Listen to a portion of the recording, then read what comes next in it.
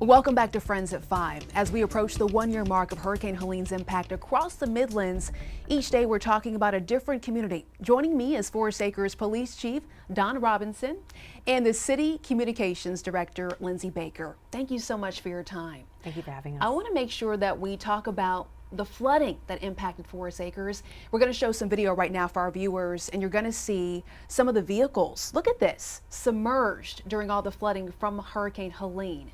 Lynnsey, when you see this, what do you think about? That was the start of the storm for us. I got a call from our dispatch letting us know that was happening. And actually, it was so sad. That was a woman that was in town visiting, trying to get to the interstate. She was not from the area and just took a wrong turn. And by the time she was in it, she was too far in it, was stuck there in the Copeland's parking lot.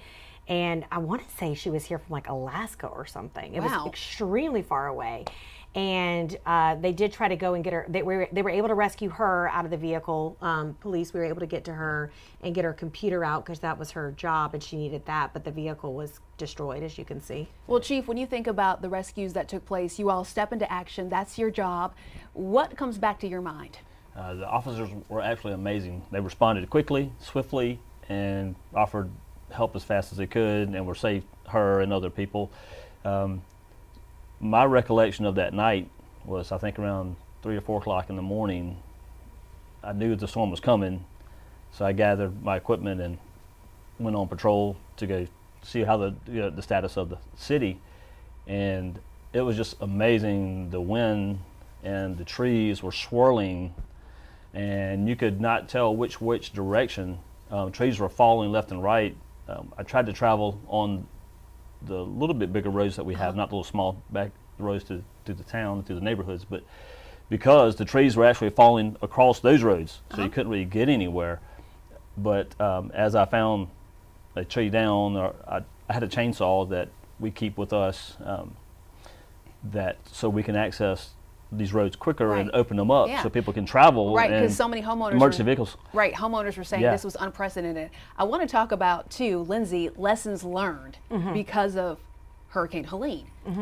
I think a big one, honestly, for us, and what he was just mentioning with the chainsaws, because our department has chainsaw safety programs that they go through, most of our shifts all have officers who are certified to use a chainsaw. So we were able to open up roadways so much faster because we were able to get in there, cut trees with our public works department or citizens that came out and also offered help. So we were able to clear out trees without having that machinery. I mean, Forest Acres were small. We offer public works, we offer a police department, but we don't have these large machinery that we needed the DOT and stuff to come in and get trees. So I think chainsaw safety training was really pivotal for us. It was big for the mere fact that it helped open roads quickly.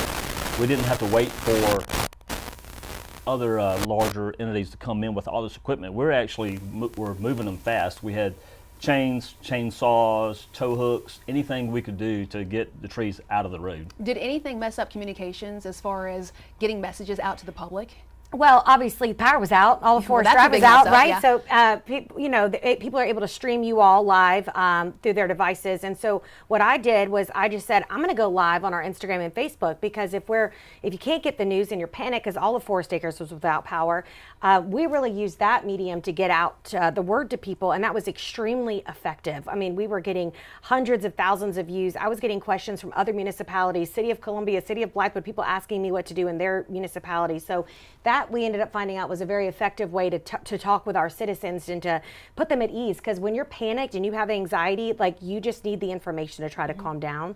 And that is what we really try to share and overshare with our community, so they're armed with the facts. They can see it for themselves. Hey, there's no reason to come out right now. The intersections don't have power. Stores are not open. And then really, Erica, what that then spun into was we had to do a lot of public education on trees. Like, hey, these are generational trees that are coming down. We lost 12 at Citadel Park. You have generational trees that have been up for 80 years that have come down. These, their trunks we needed the DOT. Like some of those trees sat on our curbs for a month. We couldn't move them. They were so big. So teaching people, hey, if a tree is this big and within this many feet, we can move it. If it's not, you need to call a tree company. If it's not, you need to tell us and we can get DOT in there, FEMA funds. It was a lot of using communications for public education. Right, because the trees add to the charm of forest acres, but once they're coming down like that, then it's just a chaotic situation. Thank you both so much for your time. We want to make sure that everyone at home knows that we are looking back at that devastation from Helene. We're hearing from families still feeling the impact and the residents who stepped in when it mattered so much. Join us this Friday night at 7 p.m. for Hurricane Helene 1 year later. It's airing right here on News 19 and also streaming over on WLTX Plus. Stay with us. More